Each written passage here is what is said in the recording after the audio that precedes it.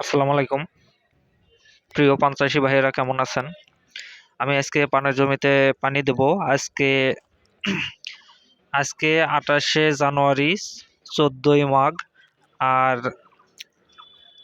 এখানে আমি পানি দিছি ৬-৭ দিন আগে। তে তখন হচ্ছে ২২শে জানুয়ারি, ৮ই মাঘ। ২২শে জানুয়ারিতে পানি দিছি, ৮ই মাঘ। তে ৫-৭ দিন পরে কিন্তু আমি এই ভিডিওটা আপলোড করতেছি। তো পুরো জমিতে কি সিস্টেমে পানি দিচ্ছি আমি দেখুন।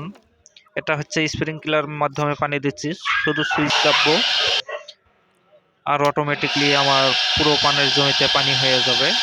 তো যাই হোক, এখন তো প্রচণ্ড রোদ, তাপমাত্রা, এইবার কিন্তু অতিরিক্ত কুয়াশা বা ঠান্ডা তেমন হয়নি।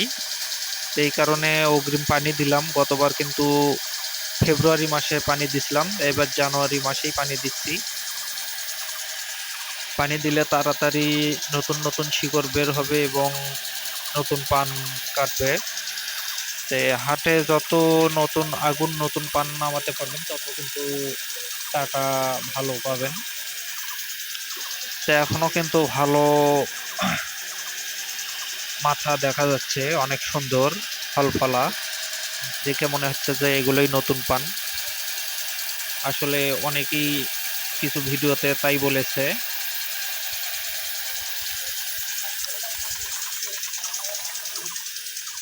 পানি দেওয়ার আগে কিন্তু ৫-৭ দিন আগে গরুর গোবর দিছি, তারপরে কিন্তু পানি দিচ্ছি। আর পানিটা এখন বর্তমানে দুপুর হয়েছে, তাই আমি সকালে কিন্তু পানের জমিতে ক্লোরোসিন এবং রোটন পাউডার মিক্সার করে ছিটিয়ে দিছি। তারপরে কিন্তু এই যে পানিটা দিচ্ছি, যাতে পানি এইভাবে দেওয়ার উদ্দেশ্যটা কি, আমার সারটা আগে দেওয়ার পরে উপর দিয়ে পানি পড়তেছে, যখন ওই সারে পানি পড়বে তখন কিন্তু ওই সারের পানি এবং রসটা মাটির নিচে চলে যাবে আর দ্রুত শিকড়ে ধরবে এবং গাছ দ্রুত বাড়বে। দেখুন, এখন পানি দেওয়ার পরে কিন্তু এই ভিডিওটা, পানি দেওয়ার ২ ঘন্টা পরে এই ভিডিওটা করছি। দেখে মনে হচ্ছে এগুলো সব নতুন পান।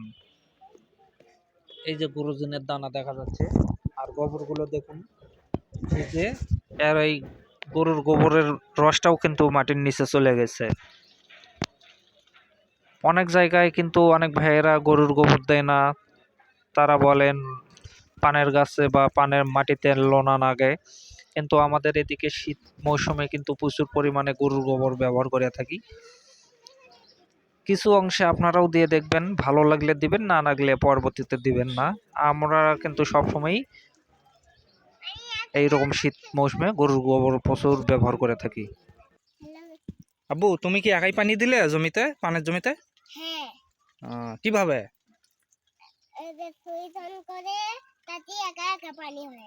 তাই নাকি?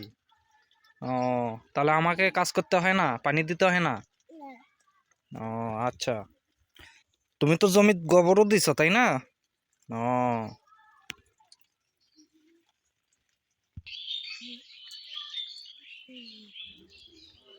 ঠিক আছে, ভালো থাকবেন সবাই। পরবর্তী ভিডিও দেখার জন্য অপেক্ষা করুন।